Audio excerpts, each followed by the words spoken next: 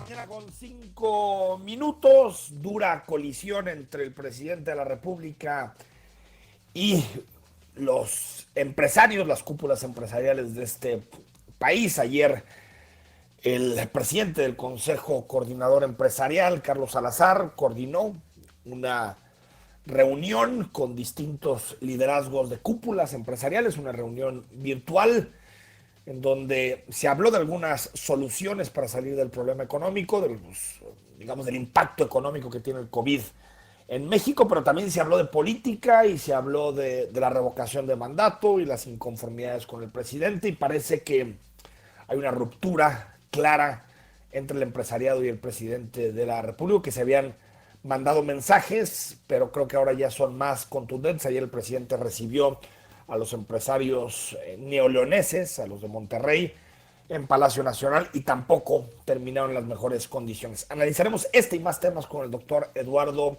González. Más adelante, el programa de reconversión hospitalaria que está poniendo sobre la mesa el gobierno de Jalisco. Tendremos posibilidad de conversar con el coordinador del gabinete económico, con Alejandro Guzmán, y también un proyecto que creo que tenemos que darle seguimiento de forma puntual. Jalisco a Futuro es un micrositio que habilitó la Universidad de Guadalajara, en donde se están discutiendo distintos temas con relación, pues digamos, al futuro de nuestro estado, qué tiene que pasar en Jalisco de cara al 2030, pero también cómo será Jalisco después del COVID-19. Ahorita estamos muy metidos en la crisis, lo que nos importa es salir de la emergencia sanitaria, pero tenemos también que empezar a debatir qué hacer para recuperar nuestra economía, qué hacer para recuperar nuestra educación, es decir, qué pasará con nuestra entidad luego de los días críticos por el coronavirus. Te recuerdo el WhatsApp 33 18 80 76 41, y hasta las 10 estamos contigo en Cara a Cara. En esta mesa dialogan todas las ideas, se genera la noticia y se dicen las cosas. Cara a Cara, la información clara y precisa en voz de sus protagonistas. Cara a Cara, con Enrique Tusain.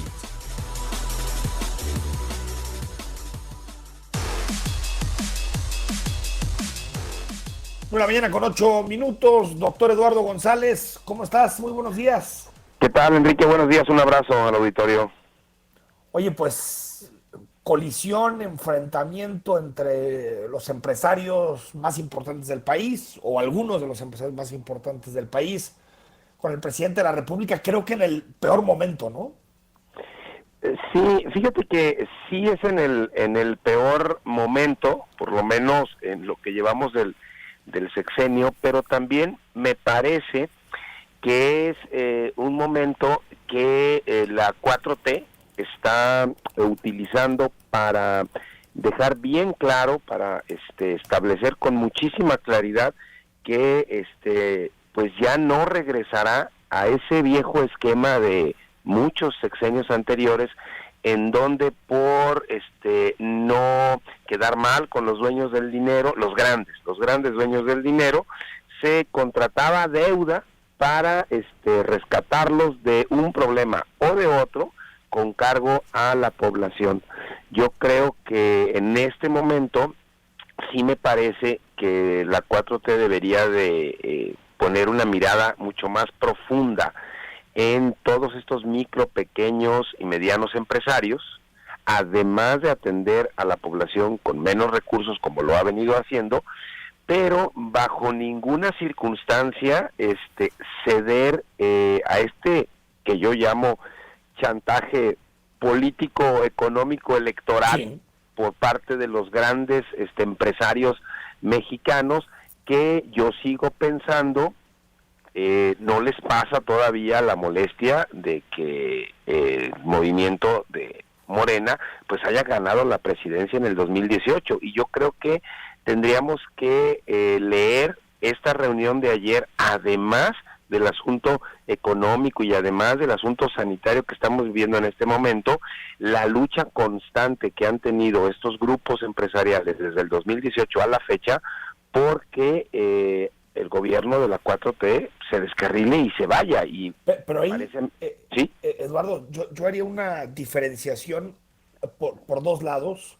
A ver, si quieres, antes de entrarle a esto, escuchamos lo que dijo el presidente de la República, que habló directamente del tema de los empresarios, del asunto fiscal, de la deuda, y también que le pedirá al otrora aliado del presidente, a Carlos Salazar, presidente del Consejo Coordinador Empresarial, que le ayude a convencer a las grandes empresas que adeudan impuestos para que paguen. Escuchamos a López Obrador en la mañanera de este miércoles.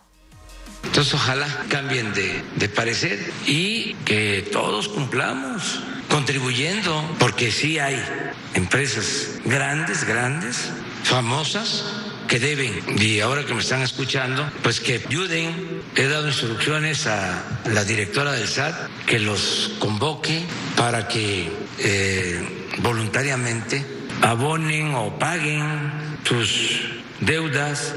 De lo contrario, se va a proceder judicialmente. A ver, yo creo, Eduardo, que aquí valdría la pena hacer distintas diferenciaciones. Uno, no dudo que haya un grupo de empresarios que aprovechen la crisis para obtener beneficios y, digamos, concesiones, como se hacía anteriormente, el Fobaproa, todo, para que las pérdidas de sus empresas o los problemas financieros de sus empresas puedan ser solventados a través de recursos públicos y, por lo tanto, como siempre hemos debatido, se privaticen las ganancias y se socialicen las deudas.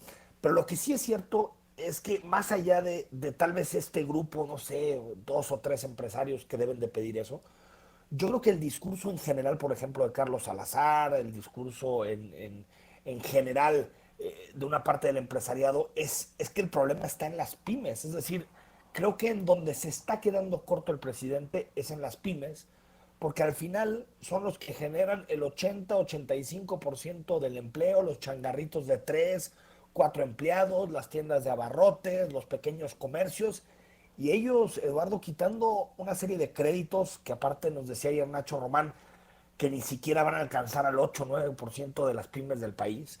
Quitando eso, no hay ningún apoyo. Es decir, tal vez la condonación de impuestos para Coca-Cola no sea lo que necesitamos ahorita, pero tal vez para los pequeños empresarios que ven cómo su negocio puede quebrar en los próximos días, sí valdría la pena una, pues no sé si amnistía fiscal, algo que les ayude a tomar cierto oxígeno, ¿no?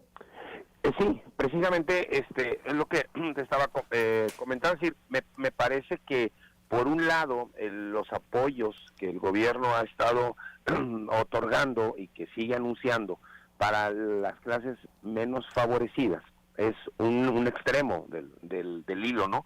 Otra punta es precisamente estos poquitos grandes empresarios, y los grandes me parece ahorita pues abandonados. No solamente son los micro, pequeño y medianos empresarios, sino también millones de profesionistas, empleados, burócratas, comerciantes, trabajadores, empleados de la iniciativa privada, a los cuales, porque no están dentro de este rango de pobreza que utiliza el gobierno para otorgar los apoyos, no los reciben, pero también por otro lado no son parte de estos grandes empresarios. Entonces esta clase media, que ya más bien parece media clase, queda ahí al garete, ¿sí? Sin apoyos del gobierno y tampoco sin un programa de rescate para todos aquellos que están dentro de ese sector de la población que generan muchísimo empleo y que cargan pues prácticamente con la mitad del Producto Interno Bruto del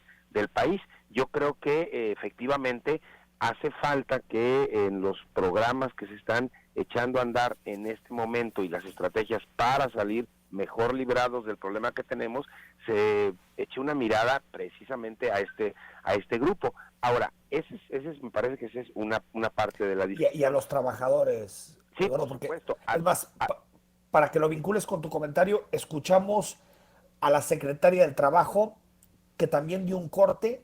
Fíjate la cifra, del 13 de marzo al 6 de abril, Ajá. Se han perdido en México 346,000 puestos de trabajo. Escuchamos a Luisa María Alcalde.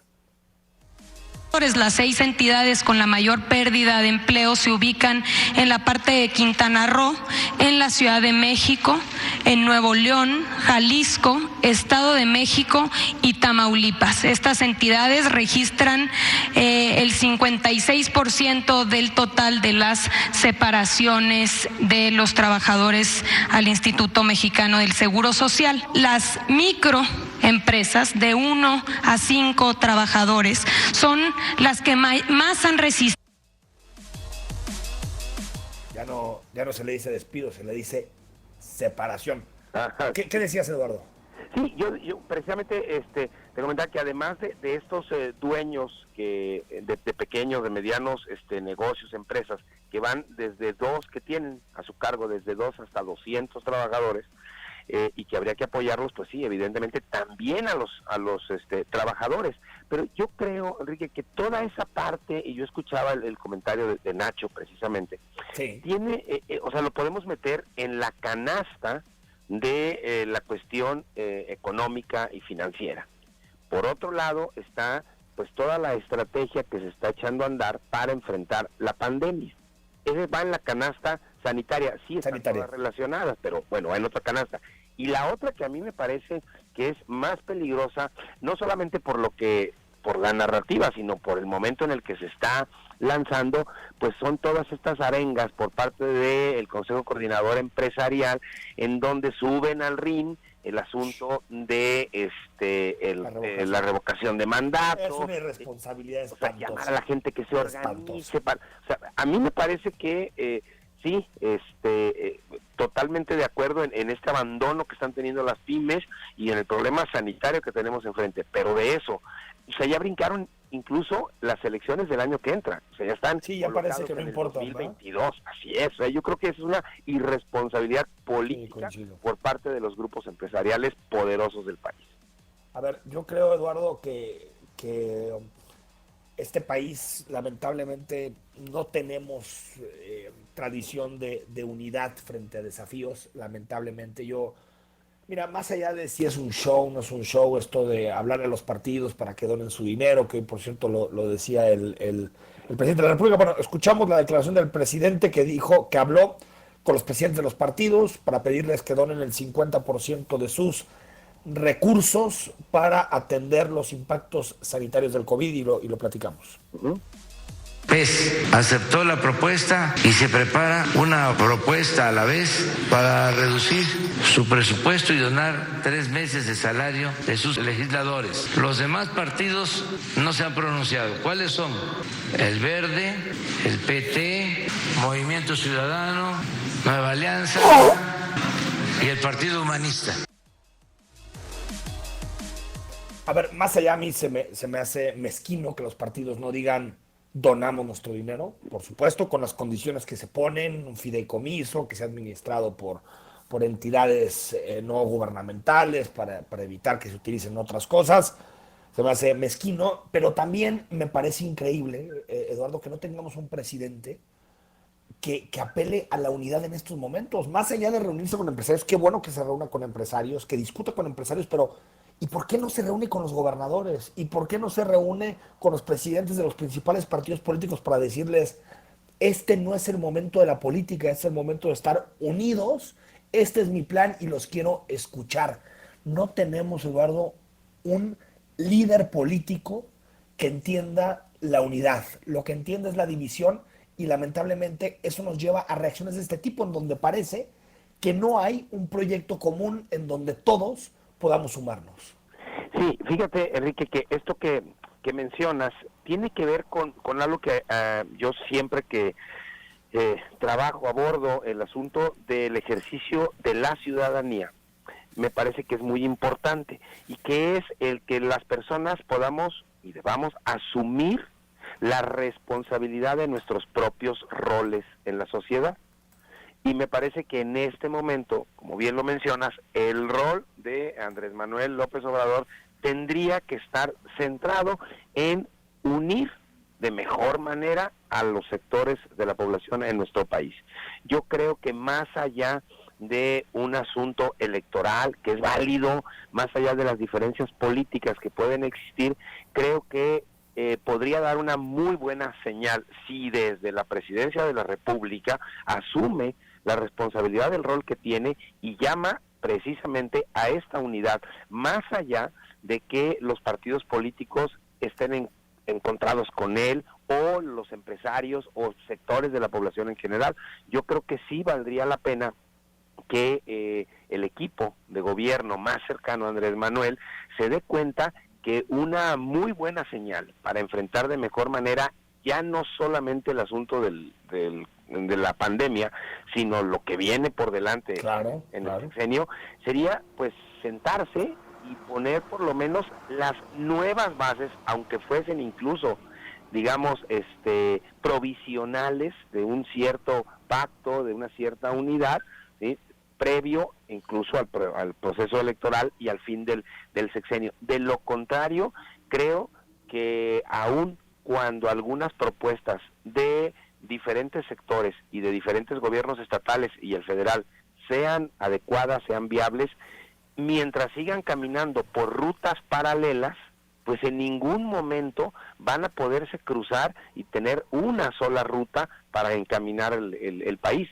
Me parece que si esto no sucede, pues por mejores rutas que se estén planteando en los diferentes sectores, pues van a quedar siempre separadas y lejos de tocarse.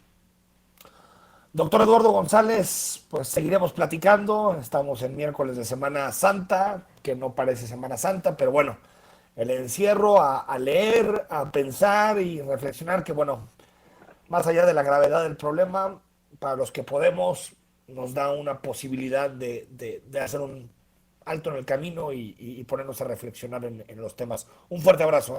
Hasta luego, un abrazo, saludos. Gracias, Eduardo González, 9 de la mañana con 22 minutos. Por cierto, ayer hubo una reunión, antes de irnos al corte, hubo una reunión entre las instancias federales y las estatales en materia de salud. Se acordó, y esto está muy vinculado a una publicación que, por cierto, hoy trae el Reforma, en donde dice que México es el país de los países que menos pruebas hacen, solamente por arriba de la India. Se han hecho 159 pruebas por cada millón de habitantes, pruebas de COVID. Quien está adelante es Bahrein con 22,000, después sigue Israel con 13,000, Italia con 12,000, y bueno, después vienen los casos muy citados de Alemania y Corea del Sur, 10,962 Alemania y 9,310 Corea. El acuerdo es que se van a ir introduciendo algunas pruebas rápidas, estas pruebas rápidas que López-Gatell ha dicho, no las vamos a usar, no las vamos a usar, no las vamos a usar. Veremos si va cambiando su discurso, porque el acuerdo es irlos introduciendo en los estados, en particular dos que tienen que ver con precisamente Expert, se llama la marca, y bueno, digamos que el acuerdo es irlos introduciendo de poco en poco. Tienen, ya sabemos, es de primera instancia, sirve para de alguna manera canalizar, no es totalmente resolutiva la prueba rápida, pero ayuda a tratar de discriminar en un primer momento. Lo seguiremos abordando. Vamos al corte, hablamos de Jalisco después del COVID. Habrá un Jalisco después del COVID y tenemos que irlo pensando, debatirlo, y esto están haciendo académicos de la Universidad de Guadalajara. Más adelante con Alejandro Guzmán te damos, pues digamos, un corte de cómo van los apoyos económicos por el COVID, pero también el plan de reconversión hospitalaria, que es fundamental para enfrentar la pandemia, y por supuesto leemos tus mensajes y comentarios. 9 de la mañana con 25 minutos. Creo que te puede interesar consultar en internet la página jaliscoafuturo.mx. Es una página habilitada por el Centro de Estudios Estratégicos para el Desarrollo de la Universidad de Guadalajara.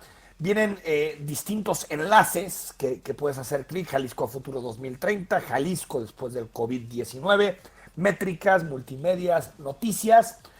Y bueno, vienen distintas dimensiones de lo que tenemos que tener en cuenta para, de alguna forma, diagnosticar el impacto, no solamente en salud pública, no solamente sanitario del COVID, sino también el impacto económico, cómo va a sacudir también la política, la sociedad.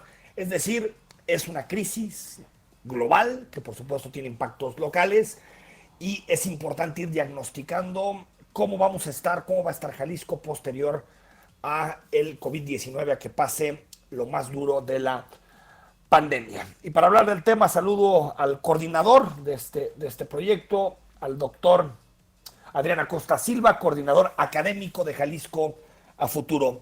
Doctor, buenos días. ¿Qué tal, Enrique? Buenos días. Oye, ¿podemos ir midiendo, doctor, hasta qué punto, qué impactos habrá, cuáles serán las consecuencias económicas, sociales, o seguimos parados en un territorio incierto? Creo que el ejercicio combina ambas cosas.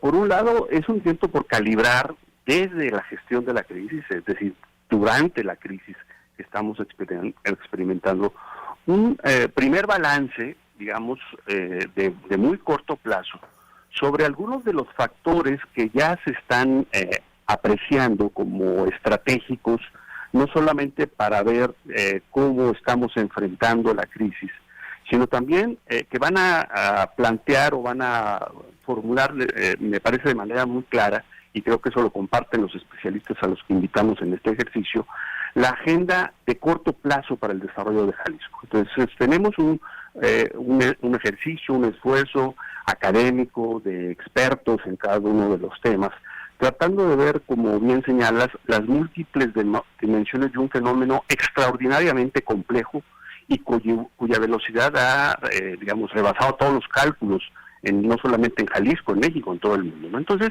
esa es una primera, digamos, característica de los reportes. La otra es que nos sitúa en un horizonte de incertidumbre que requiere de la acción pública organizada no para eliminarla, sino para reducir el umbral de incertidumbre que ahora tenemos en muchos campos relacionados con la crisis de la pandemia.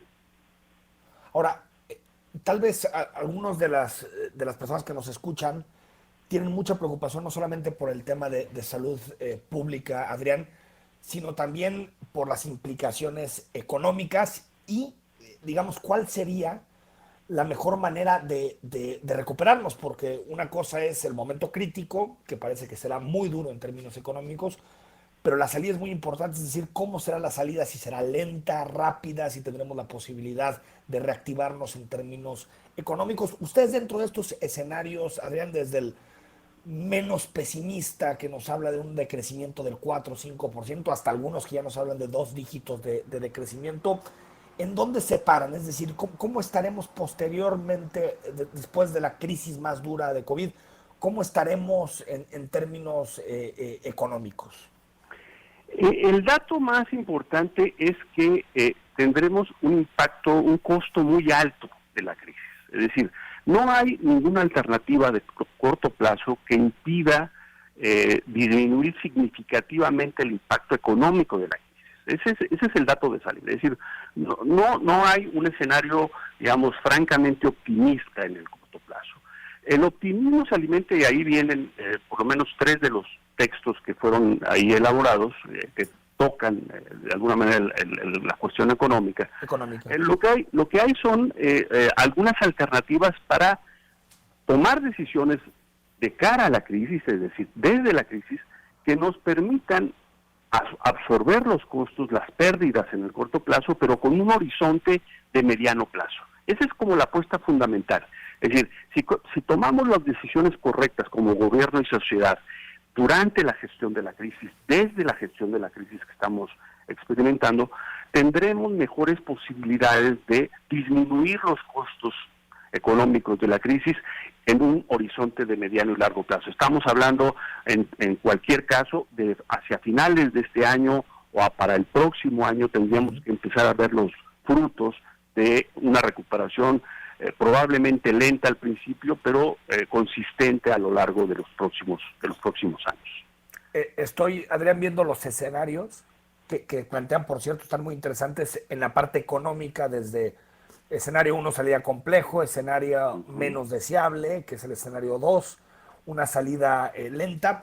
Cuando dices, si hacemos lo que tenemos que hacer en este periodo, la salida podrá ser más factible o más rápida. ¿A qué te refieres? ¿Te refieres a que logremos aislarnos, a que las empresas tomen las decisiones adecuadas en términos de su estructura financiera, a que los gobiernos inviertan donde deben invertir? Exactamente, ¿qué tipo de decisiones tenemos que tomar en este periodo para evitar que la salida sea muy compleja?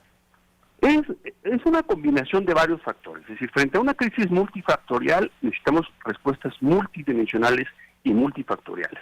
Y donde cada uno de los actores involucrados, interesados y comprometidos con la crisis tienen que colocar, digamos, sus intereses y sus posiciones, sus apuestas, sus esfuerzos en tratar de resolver una parte de esto. Los actores empresariales, el gobierno federal, el gobierno local, los pequeños empresarios, los ciudadanos, por supuesto, los sistemas económicos en su conjunto, educativo, de salud, se tiene que, digamos, conformar, digamos, una suerte de coalición contra la crisis. Esa es la parte política de la dimensión política del fenómeno. Es decir, no solo basta con la acción de algunos actores, se requiere tener una coordinación entre distintos actores que permita construir esa crisis. Esto supone, por supuesto, las tensiones y conflictos que estamos viendo hoy día, por ejemplo, entre empresarios y el gobierno federal, o entre pequeños empresarios con los grandes empresarios, o de los sindicatos con el gobierno. No hay claridad en términos de cómo puede formarse una coalición que permita enfrentar esta crisis. Esta crisis no la puede resolver el gobierno solo, o el gobierno federal o el gobierno nacional. Incluso necesitamos también la articulación con otros actores internacionales, porque la crisis es global, no es doméstica, no es nacional. Esto requiere, insisto, sí, un gran acuerdo político que permita enfrentar, digamos, de manera organizada los costos de la crisis. De otro modo, los esfuerzos aislados de poco van a servir y va a incrementar la conflictividad y la tensión que ya estamos viendo, ¿no?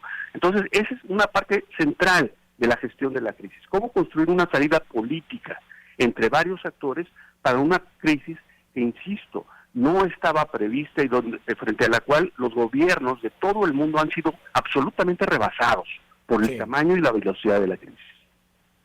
Ahora, Adrián, antes de despedirte, y entendiendo que es muy amplio el debate y que hoy a las 11 de la mañana, en hora y media, habrá una transmisión para debatir el tema económico en específico del COVID-19, esperar lo mejor, prepararse para lo peor, donde te puedes conectar a través de Zoom y ver el debate que hay en torno a la economía en este momento difícil en materia de COVID. Adrián, creo que cuando nos enfrentamos a esto, y creo que es algo transversal a casi todos los elementos que ustedes colocan de análisis para tener en cuenta en términos de la crisis del COVID, es cómo nuestro modelo político, social, económico ha ido desapareciendo aceleradamente al Estado, sus capacidades institucionales. Y ahorita nos enfrentamos a esto, que tenemos un modelo de salud pública colapsado, que tenemos un modelo de educación que pende de un hilo, que los trabajadores se sienten desprotegidos, que los empresarios, sobre todo los micro y pequeños, no saben a quién acudir, que no hay dinero porque nuestra tasa de recaudación es bajísima. Es decir, creo que sí nos debemos plantear este debate en torno a si el modelo que hemos seguido en todas las aristas nos da las condiciones y los instrumentos para combatir momentos como este, como pandemias, crisis de todo tipo, ¿no? Sí, claro, todas las crisis, en términos generales, todas las crisis son oportunidades, ¿no? Y presiones y restricciones. Y lo que está enfrente, creo que lo que tenemos enfrente, no solamente es seguir calibrando, diagnosticando qué es lo que está ocurriendo, sino también al mismo tiempo construir una nueva agenda. Lo que está surgiendo de la crisis es una nueva agenda que replantea los términos en que habíamos pensado el propio desarrollo, no solo de Jalisco, sino del país. Esta nueva nueva agenda, requiere de énfasis mucho más claros en términos de política social, de política económica, de políticas de salud, de políticas educativas, incluso de políticas culturales y medioambientales. Son las distintas dimensiones que componen esta nueva agenda que rápidamente se está imponiendo por la vía de los hechos. Esa es como la gran preocupación, ¿no? Por eso este reporte de coyuntura es apenas el primero de una serie que el Jalisco a Futuro está desarrollando, ¿no? Vamos a tener un reporte número 2 dentro de 2 semanas, un reporte número 3 más o menos en 3 semanas, y vamos a estar teniendo a través de los webinars que acabas de comentar, vamos a tener dos sesiones de reflexión, de análisis, de propuestas sobre esta nueva agenda para el desarrollo de Jalisco. Doctora Adrián Acosta, coordinador académico de Jalisco a Futuro, gracias por estos minutos y estaremos atentos. Gracias, Enrique. Gracias, muy buenos días. 9 de la mañana con 36 minutos. Bueno, están llegando muchos mensajes con relación a los temas que conversamos esta mañana. Muchos que tienen que ver con propuestas. Por ejemplo, Enrique, ¿por qué los empleados no nos protegen con el 30% del Afore? Sin necesidad de obligar al patrón a cubrir los sueldos completos y sin necesidad de que el gobierno nos apoye para no endeudar al gobierno. De verdad, uno como trabajador hace contratos con el banco. En el tema de Afore sería lo más responsable. Yo estoy totalmente de acuerdo contigo. Esa sería una salida, pero ni siquiera se pone sobre la mesa. A ver, sobre el tema de la deuda, que es algo que ha ocasionado todo un debate.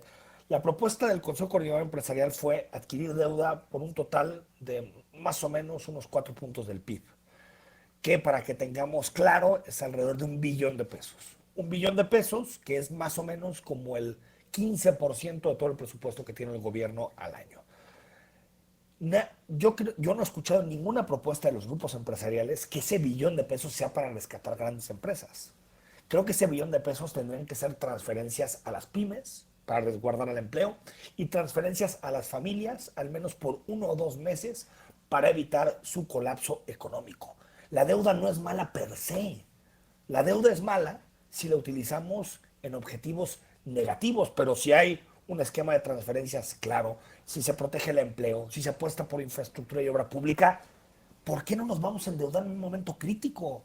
Es como si usted mañana tiene un problema en su casa, tiene una persona enferma y necesita pedir un crédito para mantener su negocio en pie. Pues pides el crédito.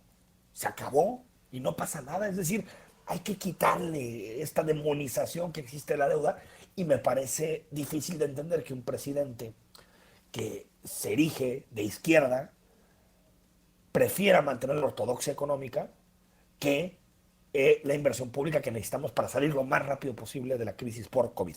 Hay muchos elementos, nos vamos al corte, son las 9 de la mañana con 38 minutos.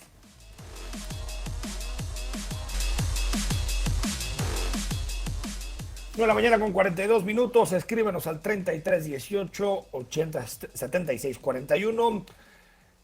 Descríbenos cómo estás viviendo estos momentos de aislamiento, de distancia social, qué te preocupa, si eres un pequeño empresario, micro, si eres trabajadora de una empresa, qué está pasando en la casa, cuáles son tus angustias, ansiedades, platícanos, porque creo que es muy importante para nosotros saber cómo estás pasando este momento, porque también ese tipo de emociones se deben de convertir en políticas públicas para proteger en estos momentos complejos a las familias y, por supuesto, a las empresas. Ayer se presentó el plan de reconversión y escalamiento hospitalario. Bueno, vamos a ver si este nombre lo podemos traducir a buen castellano. Alejandro Guzmán, coordinador del Gabinete Económico, muy buenos días. Hola Enrique, buenos días, ¿cómo has estado? Bien, muy bien, gracias. Oye, Alejandro, platícanos, ¿qué es el plan de reconversión y escalamiento hospitalario? Bueno, el Estado, el gobierno del Estado tiene por naturaleza un grupo de hospitales que están divididos en 4 grandes apartados. El tema de hospitales civiles, un organismo público descentralizado, que es servicios de salud, el de cancerología y la infraestructura del IPEJAL. Sin duda, los 2 más grandes importantes son hospitales civiles y la OPD, servicios de salud. Estos hospitales tienen una capacidad, pero ante esta emergencia se tienen que acondicionar para poder recibir a pacientes de COVID. Y por lo tanto se ha hecho toda una adaptación de algunas áreas especializadas, primero para atender en primera consulta, primer contacto, y después, en caso de que se requiriera, pues hacer hospitalización. Afortunadamente, no entramos a esa etapa porque los casos de Jalisco hasta el día de ayer andábamos en poco más de 130, 134 me parece, y la verdad es que la gran mayoría de estos casos pues están en sus casas.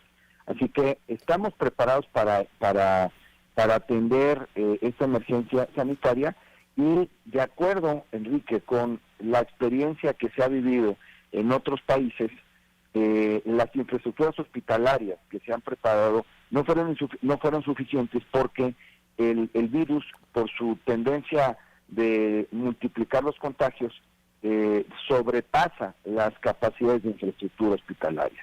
De ahí que también el gobierno del Estado tomó la decisión de buscar una sede alterna. Se habían visto y se rumoró mucho sobre vías panamericanas, sobre ECMO, pero la verdad es que encontramos, y en colaboración con la Autónoma de Guadalajara, tenían disponible y totalmente sin utilizar el Hospital Ángel Año, lo habían cerrado hace más de 2 años.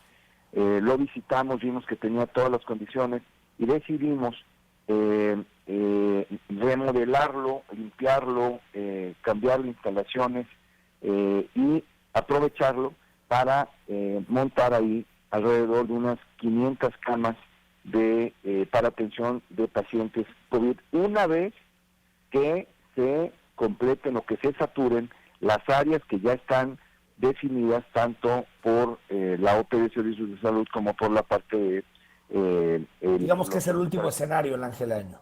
Es correcto. Sería la siguiente etapa, digamos, en caso que se satura la infraestructura. 3,161 camas habilitadas, Alejandro. Es decir, esa va a ser la capacidad para responder de parte de Jalisco. ¿Estamos hablando solamente de hospitales públicos o también de privados? No, ahí nada más estamos hablando de hospitales públicos, incluyendo infraestructuras del Seguro Social y del ISSSTE, que en realidad es poco lo que ellos aportan. Aquí, esto que tú comentas son diferentes etapas. Es conforme si los contagios empiezan a aumentar, estaríamos incrementando y adicionando infraestructura también en el interior del estado. Así que ese es el potencial total que se tiene. A mí me parece que se ha hecho muy buen trabajo por parte de la coordinación de Ana Bárbara Casillas de Desarrollo Social y por supuesto con la conducción de Fernando Petersen como secretario de Salud, y está bastante bien ideado. Y aún así, pues tenemos estos posibles 500 camas que además están siendo equipadas no con recursos del gobierno. La verdad es que el gobierno no tiene recursos suficientes para hacer todo este trabajo. Pedimos el apoyo de la sociedad civil, del sector empresarial. El equipamiento del Ángel Año se está haciendo con donaciones de la sociedad civil, y esas donaciones son no al Hospital Ángel Año, son a la Secretaría de Salud. Así que una vez que termine esta contingencia, se enviarán todas las camas y los enseres que se hayan podido equipar, se llevarán a los hospitales públicos del estado, que la verdad necesitan mucha atención y cambio también de equipamiento. Da gusto ver en Jalisco esa respuesta coordinada entre autoridades, sociedad civil, sector empresarial. Alejandro, en el resto de equipaciones que tienen que ver con respiradores, insumos médicos, todo eso, ¿estamos blindados? A ver, nos están planteando las autoridades sanitarias en Jalisco, nos están planteando escenarios desde el más positivo, más optimista, en donde el número de contagios estaría en torno a los 16,000, pero de esos 16,000, más o menos el 10% necesitaría hospitalización, hasta un, digamos, escenario negativo de 37,000 contagios, que al mismo tiempo se mantendría ese porcentaje de 10% de hospitalización. ¿Estamos listos no solo en camas, sino también en insumos, Alejandro? Sí, mira, esta es una muy buena pregunta. Los insumos son una necesidad del día a día. Quienes ya estamos usando tapabocas, depende también si es de tela o si es desechable. Si son desechables, pues estamos usando prácticamente un tapabocas diario. Entonces una persona pues puede utilizar 30 tapabocas en un mes, o entre 20 y 30, vamos a decirlo. Eso significa que si lo multiplicamos por nuestra población, pues la cantidad de tapabocas es inmensa. Entonces en este momento, no estamos cubiertos con la totalidad, dependiendo de cuántos meses creemos que esto se nos puede extender. Por supuesto que para los primeros 2 meses no tenemos problema. Si esto se extiende, evidentemente la cantidad de insumos también va a ser mayor. Para ese tipo de escenarios nos estamos preparando, y por eso también solicitamos el apoyo de la sociedad civil. No todo tiene que ser desechable. Hay muchas personas que están haciendo ya tapabocas de tela, lavable, lo cual nos permite que no tengamos que consumir tanto desechable. Y yo diría que si acaso el tema fuerte, el tema más complejo, no es en sí los insumos, es el tema de los respiradores. Efectivamente, le estamos apostando a un escenario optimista. Si vemos las gráficas a estas alturas, la Ciudad de México, el Estado de México, Baja California, Puebla, están ya en puntos, ya tocaron puntos de inflexión y empiezan a multiplicar sus casos día a día. No es así el caso de Jalisco. En Jalisco, gracias a las medidas que el gobernador Enrique Alfaro tomó muy al principio, cuando nadie creía en esto. Y que la sociedad siguió, ¿no, Alejandro? Y la sociedad siguió, sin duda. Bueno, espérame, con excepción de todos que se nos fueron a las playas. Bueno, eso, claro, pero creo que en los primeros días hubo incluso de esos una gran disciplina. Mucha disciplina, que es a la que también seguimos apelando. Sí.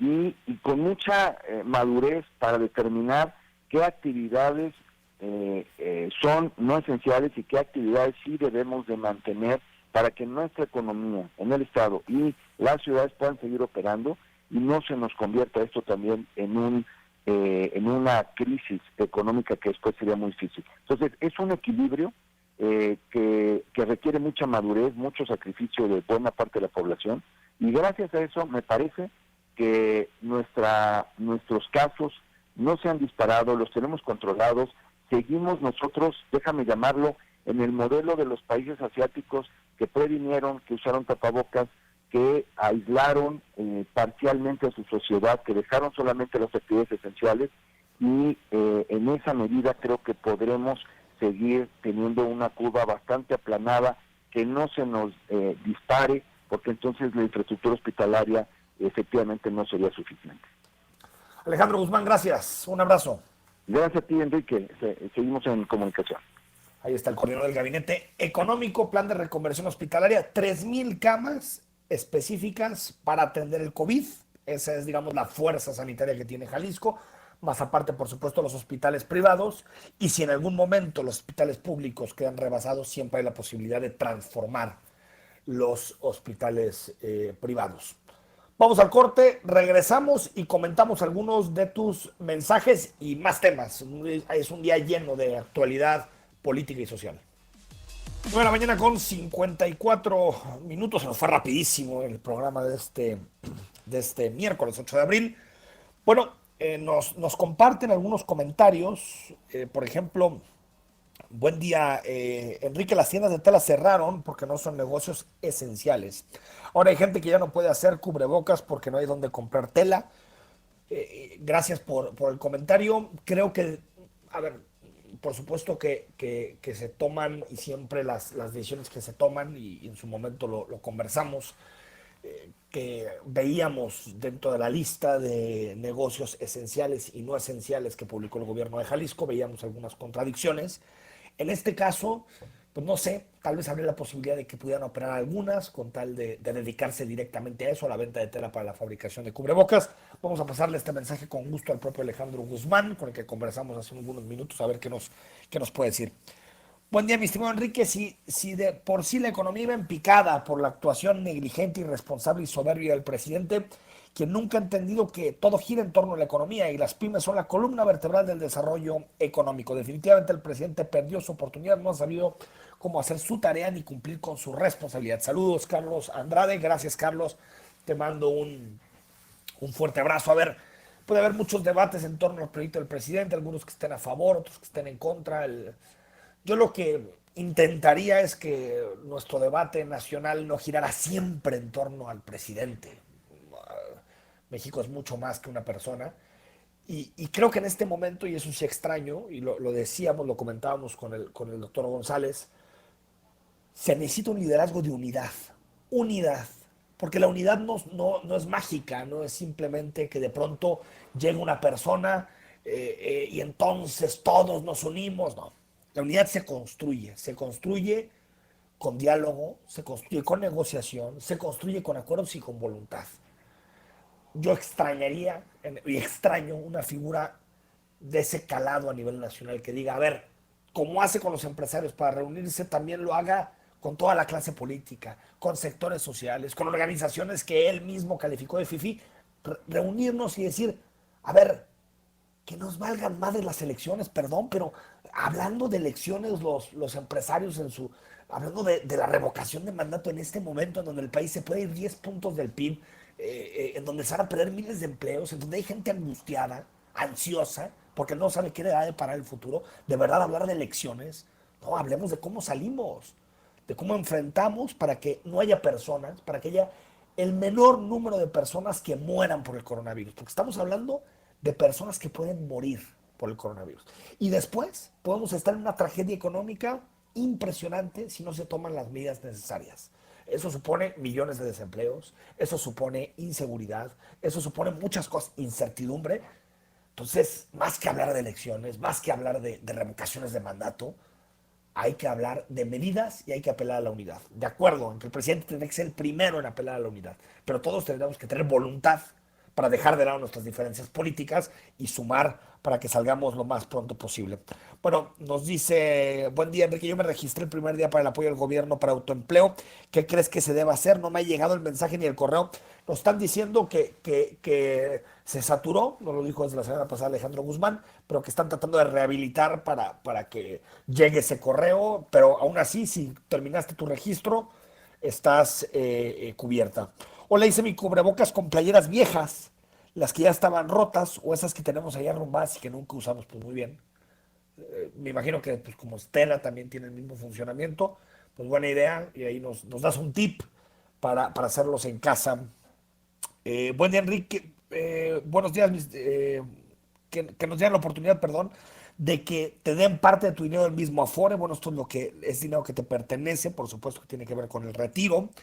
También nos dicen, es algo que no nos queda claro por qué ese dinero existe o son fantasías que uno genera del trabajo. Enrique, buen día. Por lo que veo, los que gobiernan no tienen ni idea de lo que es liderar y brindar seguridad al pueblo. ¿Cómo le hacen en otros estados para no perder sus empleos? Un pueblo en crisis con hambre se vuelve peligroso. Bueno, en muchos lugares protegieron el empleo desde el principio. Hubo transferencias directas muy fuertes en países que por supuesto que tienen más fuerza económica que nosotros, pero nosotros tenemos algo diferente a ellos. Por ejemplo, a Francia, a España, a Alemania, tenemos una deuda baja.